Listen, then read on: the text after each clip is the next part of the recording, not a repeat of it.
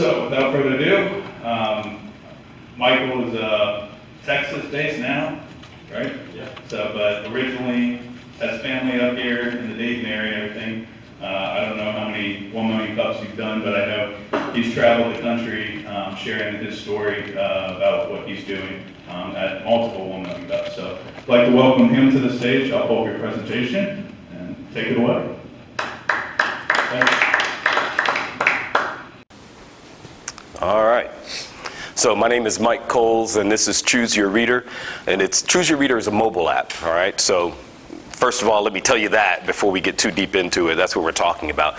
But I am going to go through a lot about sort of the story in terms of, so the 1 million cups presentation style to let you know how I got there, all right? So starting out, the big thing that I say is it really is as easy as ABC. And so I'm going to show you that. And the way this works here, all right, the beginning. So who am I? I'm a storyteller. And I tell that to people and they say, okay, but tell me what that really means. And so what that means is, first of all, I'm a lawyer. I have been doing litigation and presenting cases before juries for over 20 years now. And so that is really a big part of my process as a litigator, is telling stories and helping juries to understand my client's story. So that's how I became a storyteller in the most general sense. But then I became a filmmaker. I started to get into this idea of I could write stories and produce short films, and I started to do that a few years ago. And I had to learn a different kind of storytelling, which is truly just make up a story from scratch, right? So that process was something that I got involved in. And then I became a dad. And so as a father, I became a different kind of storyteller, right? The storytelling that you do when you have a child and you're at night and you're going to put them in bed, that kind of storytelling is a very different experience. How many of you guys have kids? Okay, so you've been through that process of storytelling as a dad, and so, or as a mom. And so essentially that's kind of how I got to Choose Your Reader and the storytelling that and sort of that process that I went through. So I'm going to give you a true story now. And so you'll check out my storytelling skills and see if they're any good. All right, so what happened here? One night I had my son, and he said to me, "Dad, tell me a story." And so I said, well, okay, I'm going to get a book off the bookshelf. And he said, "No, make one up." So I said to him, "Give me 3 things to put into that story, and I'll make up a story for you." And so he gave me these 3 things, right? Baseball, soccer ball, and a golf ball. So not a lot of character development that I could consider in that process, but I made up a story, and it was called From Good to Bad to Great. Now, after a while, right, he likes the story, and if you know kids, right, they want you to tell them the story all over again, except I just made that up. So how am I going to tell it to you again? So now I got to go write the stories down, and so I'm starting that process of, okay, I told you from good to bad to great, and I've written it down, and now I've got it, I've captured it, and I can tell it to you when you want it, right? Then he says, "Dad, where's the pictures?" Except I can't draw, right? I am not an illustrator. I can tell stories all day long, but I cannot illustrate, draw, or do anything. So I've got to go out now and find an illustrator to illustrate the story that this kid loves. And so I did that. And so there you've got the cover of From Good to Bad to Great. And so that was something that I enjoyed, and I went through that process. Now, if you know anything about kids, right, they love something, they say, "Do it again." You throw them in the air and you catch them, do it again. And you keep doing that for as long as they can stand it, or you can, right? So he says to me, "Dad, do it again." So I did it again. And he says, "Dad, do it again." And so I did it again. And he says, "Dad, do it again." And I kept doing it and doing it.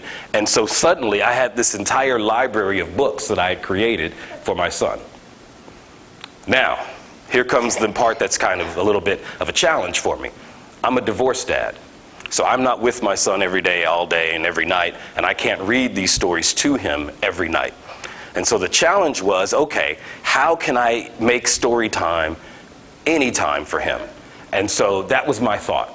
But I also realized that it's not just me, okay? I'm a lawyer, and I have my firm, and I'm a divorced dad, and so there are tons of reasons why I'm away from my son. I travel quite a bit, and so being in that position, I realized if I'm on a plane, there's not going to be story time. But I also recognize there are other people who are on other kinds of planes who don't have story time with their kids as well. But there's also people who work different kinds of shifts. There's grandma and grandpa. All these different people want story time to be anytime, and that ought to happen. But how? And so I looked. I said, there's got to be an app, right? There's got to be a way for me to make this happen. And I looked on the stores, and there's nothing. And so I thought, well, if I want this, then other people are going to want this too. Can I build it? All right? And so that was the question that I asked, and I said, we've got a problem. Can we solve it? And so here you're going to see Choose Your Reader. This is how it actually operates. So if you go to the store, you'll download it. What you'll see is we've got the ability to go in. You say, I want to record a story. You go in through some categories. You pick the category you want. Then you've got your stories that are there, and it's from good to bad to great. When you press the record button, the words are highlighted like karaoke. So you are able to pace yourself as you read through the story. It captures your voice in the microphone of your device and is recording it, matching it along with the pictures and the pages. Once you're through each page, right, you go through and literally you just go page by page. If you make a mistake, or if you get a doorbell or a phone call or anything that interrupts you, just start over on that page and keep going. You'll go through, and you're on page 2 of 10 here. You can see at the bottom if you can there, but I'm going to jump all the way to 10 here in a second so that you can see what happens after that. But what you're doing is you are building your voice as the storyteller and capturing it. And the child's experience is very much the same. So jumping to the end, what you're going to do is then you're going to save that story, and it's stored locally to your device. Once you've stored it locally, you have the ability to share it. And any other person that is willing to download the app can have this story. So you can share it by email, you can share it by text, and then that link that you're going to send them, they receive it, they're able to download your story, and the experience is exactly the same from the user's standpoint, the reader and the listener. So the listener hears your voice, sees the words highlighted, sees the pictures. And if you know anything about how kids learn to read, they learn by pointing at the words as you go. But if you're not there to point, we point for you by highlighting. So that's kind of the idea and how we built this system. Now, if you'd like to download it, there's a QR code. If you have an Apple device, if you literally just open your camera and show that QR code to your camera, it will recognize that that's a QR code to download the app and take you right to the App Store. If you've got an Android device, you can use the QR reader. And of course, if you go into the App Store itself, you can just type in Choose Your Reader and you'll be able to download it. So, now, that's the story of how this all began and what I did to create it. Where are we now? So we have some things that we're doing, and I'm going to go through some of our challenges and some of our successes. First off here, market awareness. That's our biggest challenge. Because this has never existed before, most people aren't trying to solve the problem because they don't think it's possible to solve it. I got an article that was sent to me last week after a 1 million cups that I did in California, and it was a journalist, a tech journalist. This blew me away. Tech journalist wrote an article that said, I have a great life hack. This was last week that it was published. The life hack was, take a book that your kid likes, take your cell phone, and record your voice reading the story to your kid. And then you can give your kid your cell phone and this book, and they're going to somehow manage pagination and fix it. And I thought, this is not a life hack. This is making the world a worse place, not a better place.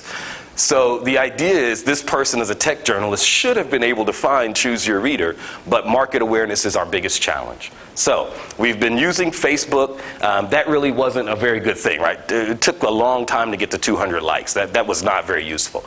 We then moved to Instagram and found that Instagram had a lot more sort of activity and traction, and so we've been doing that. But again, still trying to push market awareness. We've also been doing some events where we sponsor people, and so we're very much a health-conscious organization, and so we've, people running 5Ks, and we do all those sorts of things because we're not just about sitting around, but we really want to have this idea that kids need a very well-rounded life, and so we want to participate in all these things that are both active and educational. A couple other things here. You can follow us. We've got Twitter, Instagram, Facebook. Certainly feel free to follow us, connect with us on any of those platforms. We are available, and we love to just connect if you've got ideas, if you've got story ideas, all those sorts of things. We're very much interested in communicating. And if there are events or other kinds of things that we want to highlight, that you're able to share with us, we'll do that as well. Now, content. Let's talk about that for a second. That was one of the challenges that I thought at the very beginning, right? I wrote 5 books for my kid, and I thought, well, there's no way you can launch a platform with 5 books. But what we're able to do is we're able to mine the public domain. And so the Grimm fairy tales, we've got a handful of those and more coming. All right, we were able to do Mother Goose. We have 6 Mother Goose books. All right, each book having multiple nursery rhymes in there. Oop, we just lost our...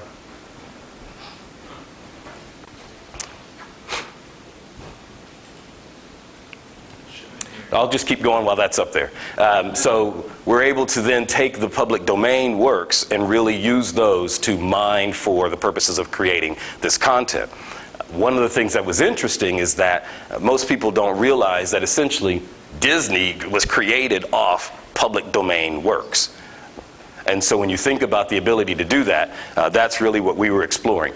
One of the challenges is then that we wanted to be able to have a subscription-based model for sales. We didn't want to do a per book purchase. We wanted to have it so that you would pay a single fee and you would just be able to record as much as you want.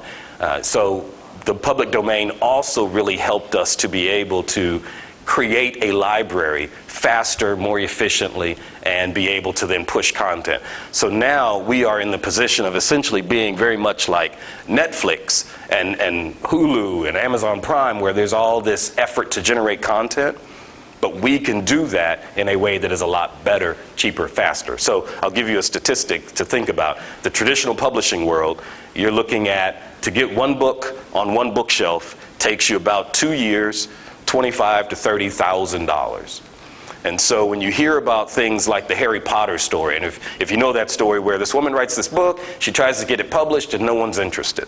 It's not that no one was interested, it's that they didn't think that they could spend that much money over that much time and then recoup that with profit. That was the challenge, and so they rejected her book over and over and over again, and of course they were wrong, because that property is entirely been a successful venture for them. But it took that long. It took her, I think, 10 years to get there.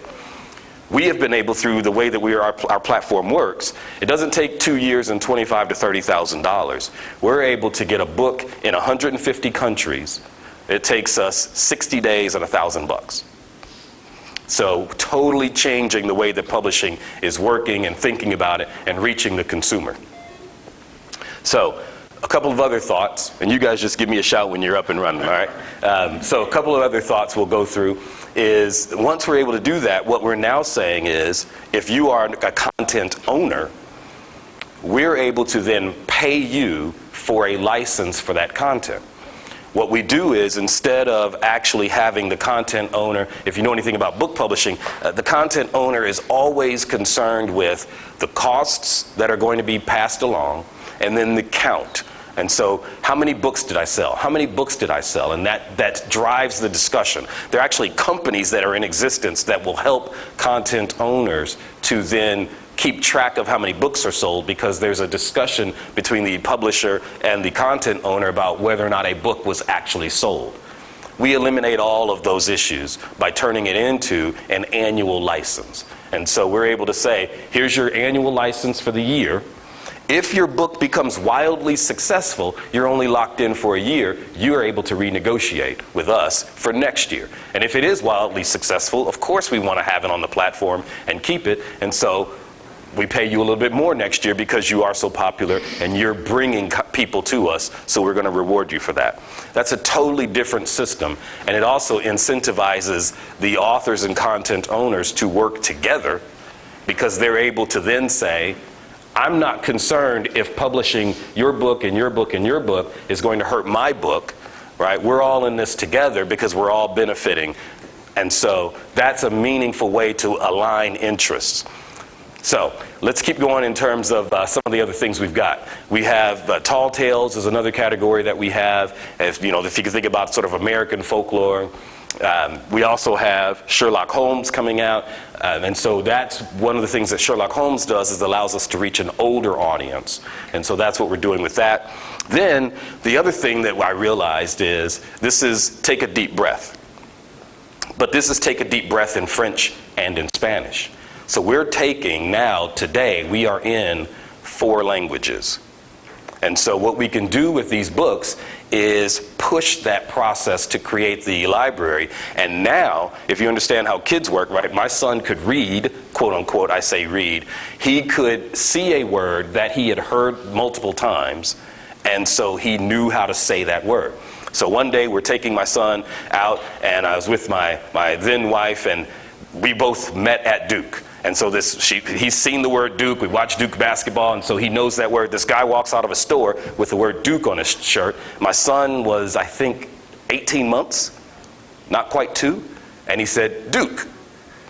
Now, my son can't read. That's familiarity. What we are able to do with the app, though, is take that same idea of familiarity with words, and now we're even able to take one book that the kid is familiar with and translate it into a totally different language. And because they already know what's happening in the story, they're able to pick up what these words mean, and we're actually developing for them language skills. And so you could actually have a kid that speaks 3-4 different languages by the time they're actually 7 years old. So using Choose Your Reader is both a relationship developing app. It's also then an app that helps with literacy and language building skills. So what are the challenges that we're having? Right now, we're just really looking at getting market awareness. And so we've got some specific environments where we want to get into. And really the ask that I have had for the 1 Million Cups community is, if you have any relationships in these spaces, then let me know. So I talk about schools. This is a great tool for a school.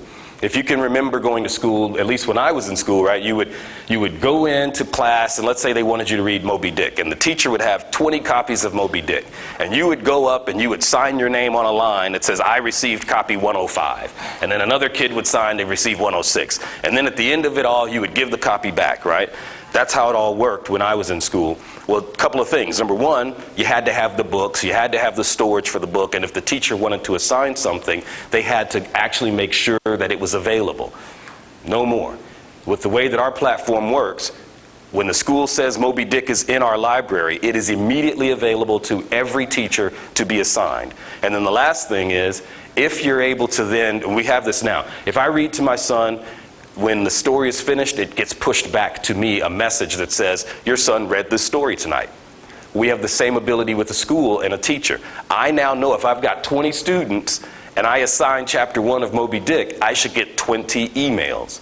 And so that's now a verification process. The other thing we can do is, if you have a kid and you're recording these stories as the kid is learning to read over the course of a year, the teacher can actually play for mom and dad what the kid was able to read like in September, December, March, May. So you're able to even track the progress of a child.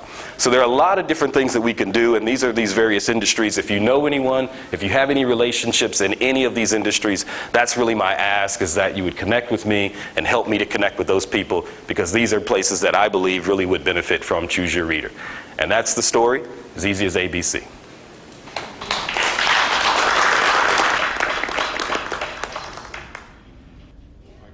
So we open up to Q&A now. Who's first? I know there's a lot of questions out here. Got it. Oh, there we go. How have you been able to monetize this business model with that? What are your thoughts on it? So currently I'm not worried about the money. Revenue will come when the product and the market match. And so my approach has been to get the product right and to get the market to be aware of it. Downstream, just so you know, it is a subscription model. So $5 a month, $50 a year is the plan, but not focused on that. We are currently giving it away free. So if you want to use it, check it out, have fun, knock yourself out, totally free. So yeah, I'm not worried about revenue now, but that is the model that I would anticipate using.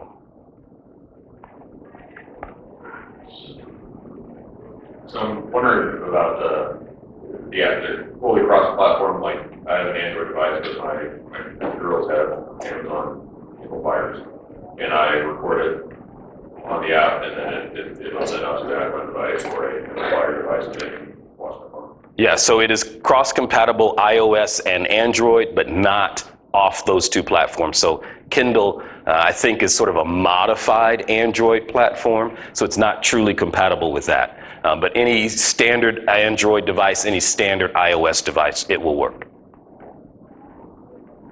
What do you feel like has been Choose Your Reader's greatest success so far? Oh gosh, our greatest success really comes from our greatest challenge, which was the tech side. I am not a developer, I'm a lawyer, and so I have this background purely of understanding. I do a lot of work with companies that are in tech space, so I understand technology, but I am not able to actually build anything.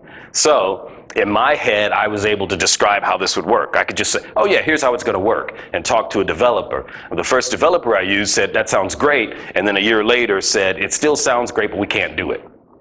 And so I had to get a different developer who finally was able to achieve it. So that, my greatest success is the ability to translate what was in my head as an idea into a functioning app that can be used, and specifically cross-platform, right? Because one of the challenges was you can't have it be an Android platform device and only share with other Android devices. That was never going to work. So that's been our greatest success, is getting this to market in a way that looks and feels like a polished app. It does not come across as a beta model. I had one over here, and then I'll come back over to you guys. So is this a mechanism for personal publishers? Or like, so my cousins wrote a couple books, has published them, very noisy market, you know, friends and family buy it on Amazon and everything. But is this a way to monetize that for personal publishing and everything? I mean, you wrote a lot of stories, got it illustrated. Is there a potential for personal publishing and or taking pictures and creating your own story without rules? So let me take those two questions. The first one, absolutely. So what we're able to do is a publisher that has enough content, and I have a call set up for tomorrow with a publisher who we're going to give her publishing house their own portal on the app. So when you go in and you look at categories and you see Grimm Fairy Tales and Mother Goose, you're going to see their publishing logo. And when you go in, you're going to see their stories only. So we're able to do that. We're able to even take an author who has written but hasn't illustrated yet, just like me. We have our own group of illustrators now who are tested through the content that we created, and now you're able to get your works illustrated through our network at a price that you cannot beat.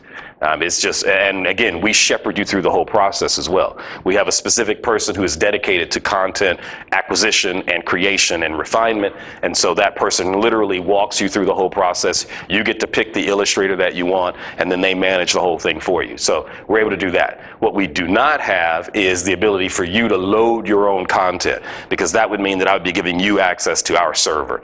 But if you have content and you send it, we would be able to then load it, but it would be available to everyone, not just you. Is there a way for people, just sorry for follow-up, way for people to, like if I created a story, could I share revenue from people downloading that story?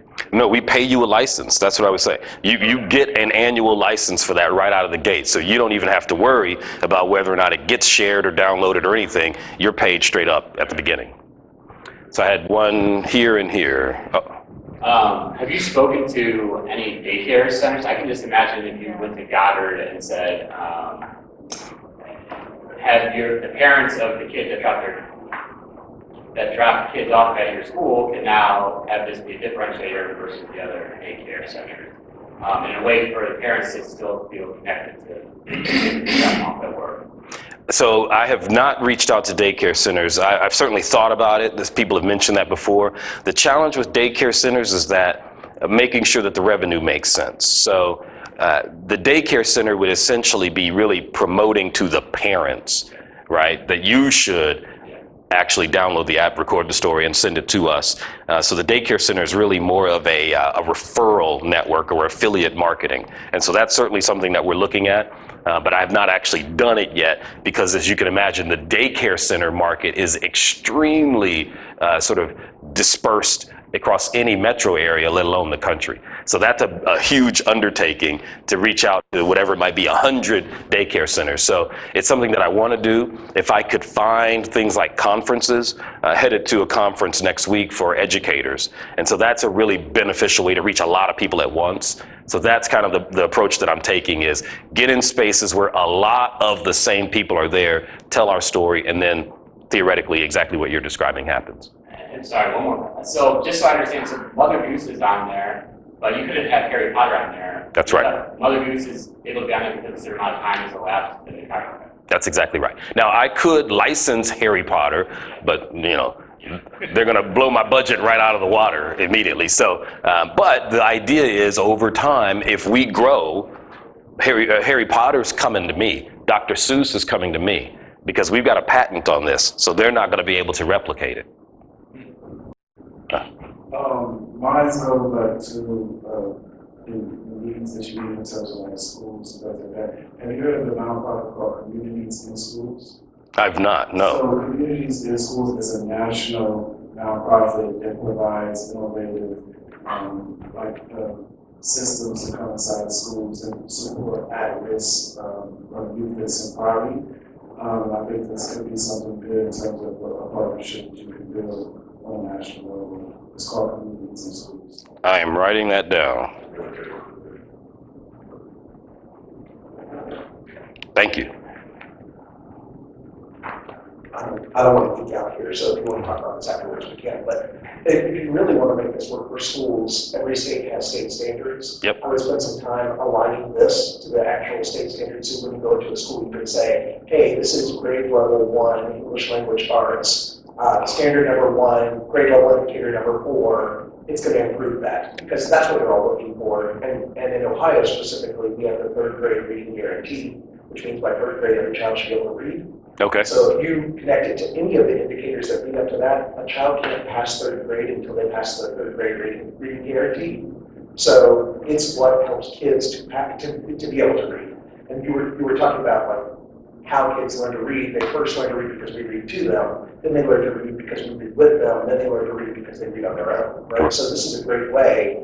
The highlighting of the words really helps the kid to follow along, right? Exactly. Ultimately, we want kids to be able to follow along the words and be able to read it themselves. That's right. So I think if you were to spend time there, you have a really strong sell, and I would go with community schools first, simply because they have a lot of freedom around the curriculum and money. So yeah, that's where I would recommend you start. Fantastic. Thank you.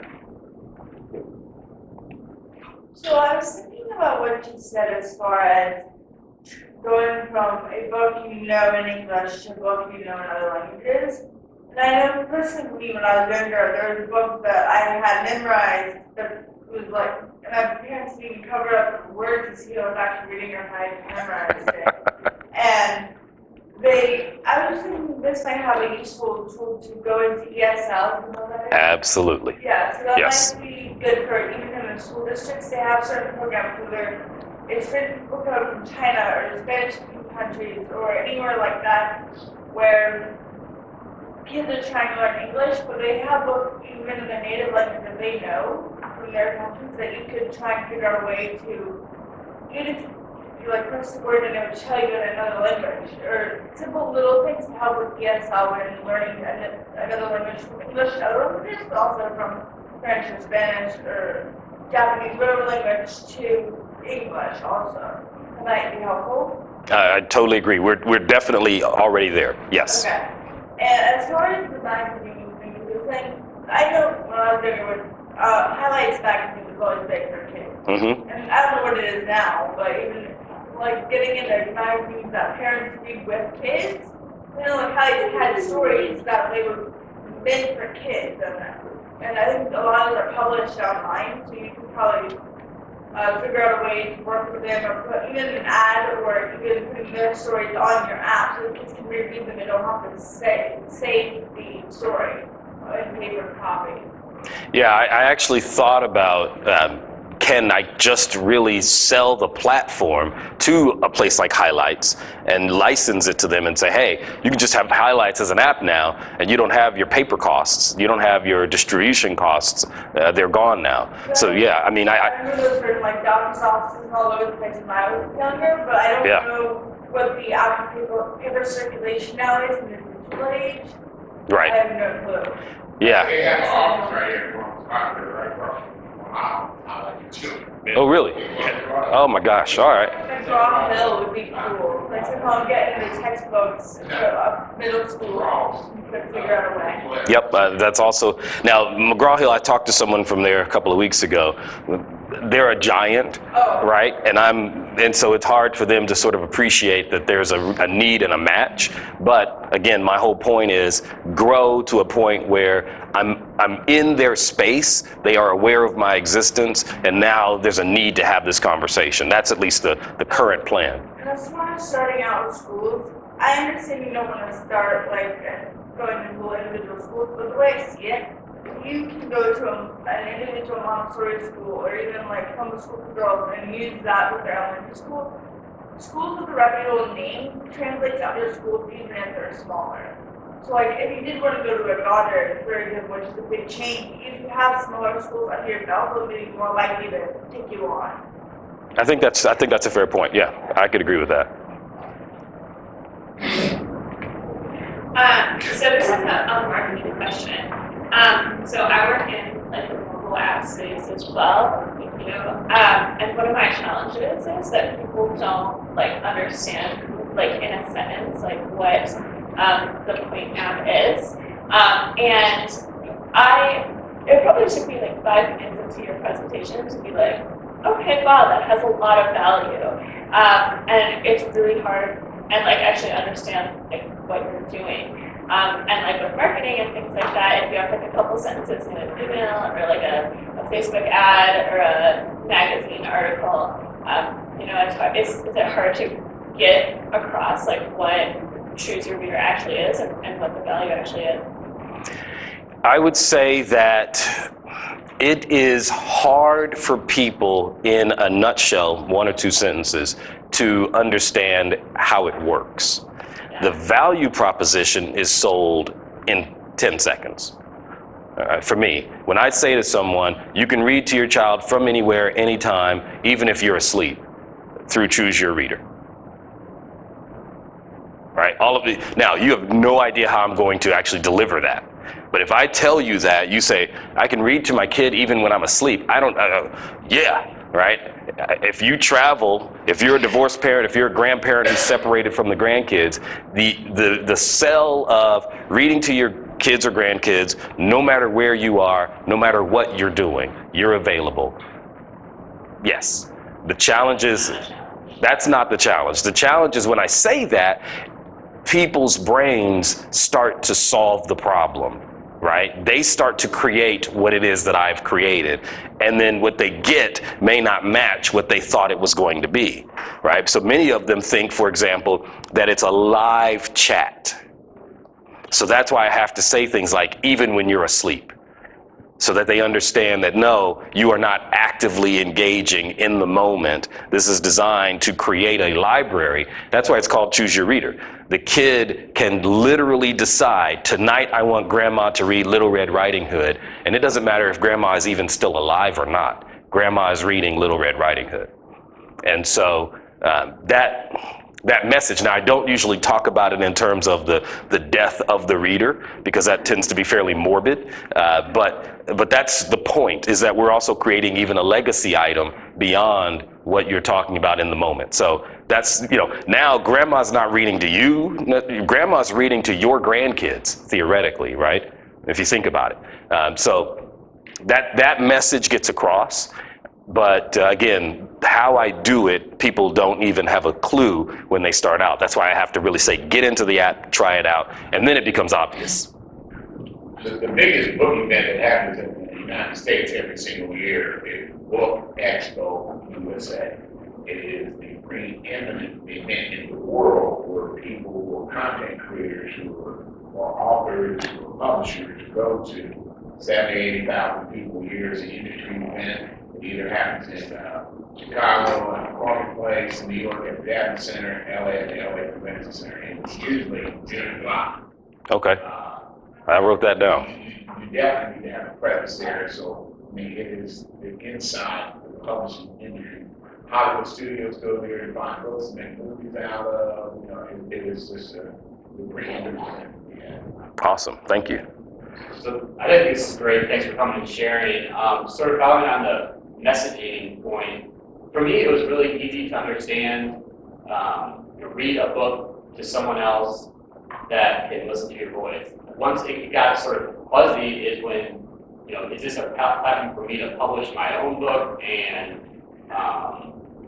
I can write the story, but someone else can draw the pictures. For me, it feels like, number one, the market's way bigger for parents that are willing to read a story and have the children listen as opposed to actually write their own story. It seems like as far as having a simple value proposition as well as a bigger first entry to market would be focused on getting parents to download the existing content and then, once you get a little bit of traction, then go to publish your own story. And maybe that's me not completely understanding or just being wrong, but that's what it just feels like. Well, just so we're clear, that is what we're doing. We do not have a publish your own story platform.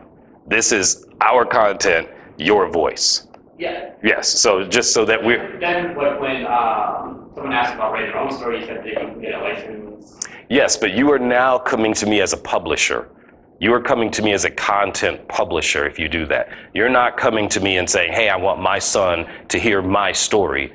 You're saying, I want the world to hear my story. Okay, so yeah, that was me misunderstanding it, but yeah, that seems like it makes it more complicated, but...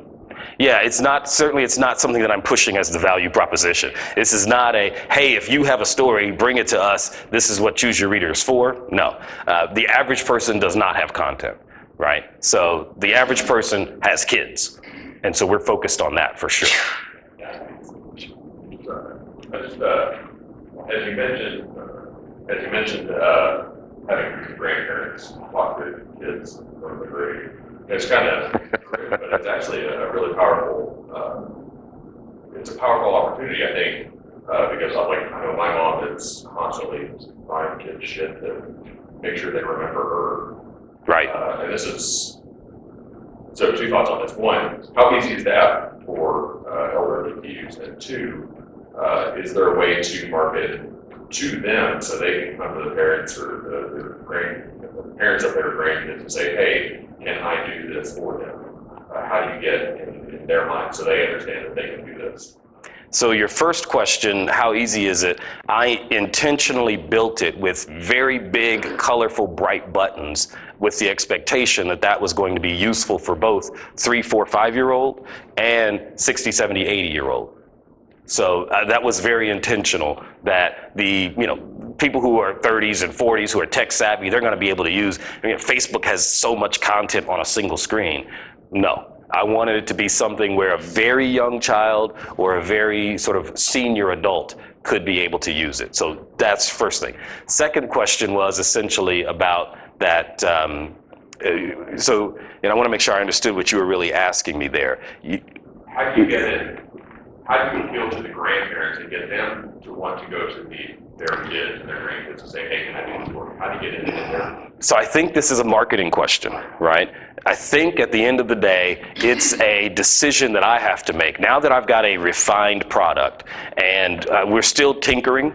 So even just yesterday, I was on the phone with the developer about what we're doing here in June in terms of the modifications and upgrades. But I expect that come July, that will be 6 months of refinement, and I will be more or less done with the app as a refining process for a significant amount of time, 3 months or so. Once that happens, I am full bore into marketing. And so connecting with AARP and getting some information out. I'm prepared to do things like if an organization has a readership, has some kind of connection to a community, I will pay you money for every download that comes through your channel. I'm certainly looking at all kinds of options and how do I create that affiliate relationship with various organizations that are going to push the app and then make those connections for me. And then when grandma opens the app and subscribes and pushes a story to mom, I'm either letting grandma share one subscription across 2 devices or a family package of 5 devices. And so that whole group of people is connected and everybody that's got a device has the stories. So that's how we're sort of driving that right now. Super engaging. We're running up on, well, a little past 9:30, which is okay. It's all right with you guys, but I want to be sensitive to people that, have other things scheduled. We got 2 more questions on board, and we'll do our final MC question, and then feel free to hang out afterwards. Like, this is a super engaging topic. Thank you. One market I had a question about where it was obviously healthcare. Have you looked to reach out to like St. Jude's or Nationwide Children's? Because there's a lot of times where parents have others children, they can't be with their child all at the same time, and it can spend a lot of time alone. Yes. So that is absolutely, I think, a key market, is that idea that when kids are in hospitals, and not just when mom or dad can't be there, but the entire family, right? Aunts, uncles, cousins, brothers, sisters need to be able to connect with that child. And frankly, the entertainment options are fairly limited. So 100% agree that yes, that is a key market to be in. I'm also looking at it from the other side of grandma is now in a retirement community and she's separated from the family. As the kid gets older and the kid becomes a reader, grandma read to you when you were 4, 5, 6. You should be reading to grandma when you're 14, 15, 16. So yeah, I see that going both ways for sure. It's not such it's funeral homes now offer a service that you can record your message while a person is alive, and the moral of that message can be played at funerals, and people are talking great now. So I think that's a huge market when you talk about the elder community and having kids, like you said, both ways, reverse. Kids are reading stories to the elderly person that might be in a living assisted center, this, that, and the other, or that grandma and grandfather are reading books to unborn kids. Right. You know what I'm saying? Right. So I think that's a huge market. All right, so the last question we usually ask is, what can we as a community do for you? I think you made that pretty clear a little earlier in your presentation, so I want to sneak in one of my own questions here, and then by all means, please repeat and refresh us on what we can do as a community. So, thinking entrepreneurially, as a small business consultant for many years, the biggest question I get is, hey, I've got this idea for an app. Everybody's got an idea for an app. Nobody knows how to get an app made. Can you tell us briefly a little bit about what you needed to do to get to a place where you could have somebody build that app? And I'm assuming bootstrap, it sounds like you just kind of made it out of your own pocket. Absolutely. So the challenge of getting an app built, again, I'm assuming you're going to have a developer do it, you're not coding yourself. Assuming that's the case, the challenge first is to really understand your user experience. Forget the code for a moment. All right, take a piece of paper, which is exactly what I did. I used PowerPoint to actually map the user's experience. And I said, okay, and to be clear, the way it works today does not match the way that it was on PowerPoint back in 2016. But I had to start somewhere.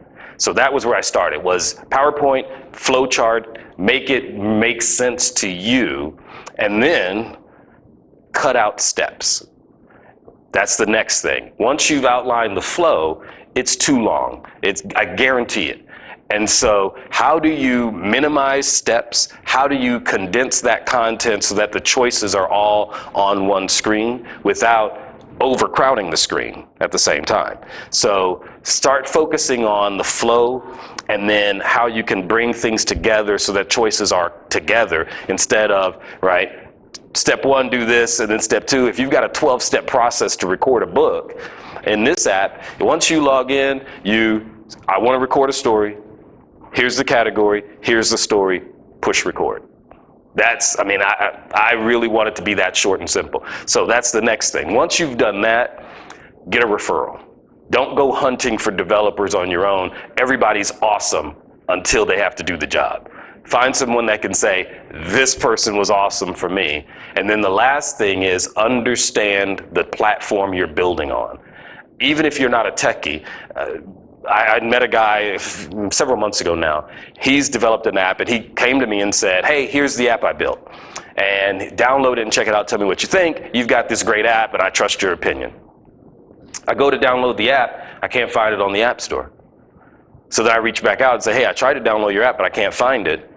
Oh, it's only on iOS. Oh, no, no, no. Don't build on a platform that's just iOS or Android unless you have a very good reason to do that.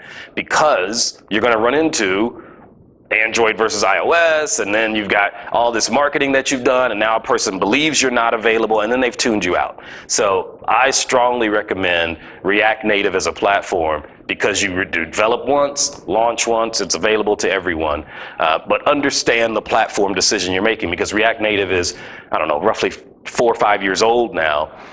Some people can't do it. Some people don't have the experience with it, and so they'll try to steer you to individual platforms with an argument that says, oh, but you know, if you want to make changes in the iOS version, and I find that to be usually junk. So that's what I would do. Flow, reduce the flow, get a referral, and understand the platform. And once you've done that, your developer should be able to press go and to go on from there. Thank you. So yeah, one more time, what we can do for you. Yeah, so if you think about connections, relationships that you've got, I'm on LinkedIn individually, and then I gave you our social media contacts. You can also email me, info@chooseyourreader.com.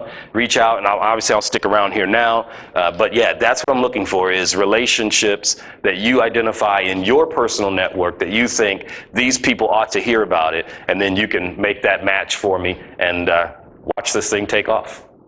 Awesome. Thank you very much. Mike Holmes, everyone. Thank you.